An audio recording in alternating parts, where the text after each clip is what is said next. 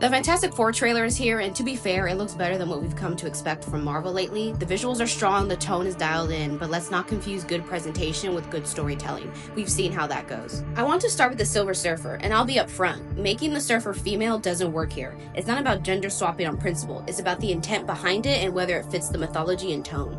The Silver Surfer as Norrin Radd is a tragic philosophical figure. His story is about sacrifice, isolation, and cosmic burden, and part of what made that work visually and thematically was the otherworldly presence he carried. The 2000s Fox design captured that pretty well. This new take keeps the same design but inserts a distinctly feminine frame and mannerism into it, and the result just feels disjointed. If Marvel wanted a female Herald of Galactus, there are ways to do that, but repurposing Norrin Radd's aesthetic without fully reimagining the character makes it feel like a checkbox rather than a meaningful evolution. Then there's Sue Storm, pregnant and apparently going into battle. This isn't about gatekeeping what women can or can't do, it's about basic realism and storytelling choices that make sense.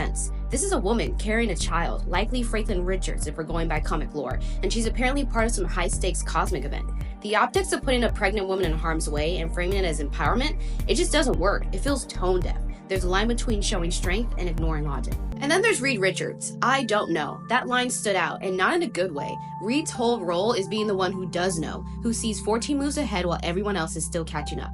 To hear him openly admit uncertainty in a trailer, I get that it's meant to humanize him, but it undercuts what makes Reed Reed. If you want to break down a character, show us how they failed despite their intelligence, not because they suddenly forgot how to lead. All that aside, yes, the trailer looks good. The 60s sci-fi aesthetic is strong, the mood feels more measured, and there's at least an attempt to differentiate this from Marvel's usual formula. But a good trailer doesn't mean a good movie. We've seen that time and time again. Marvel knows how to cut together a great teaser.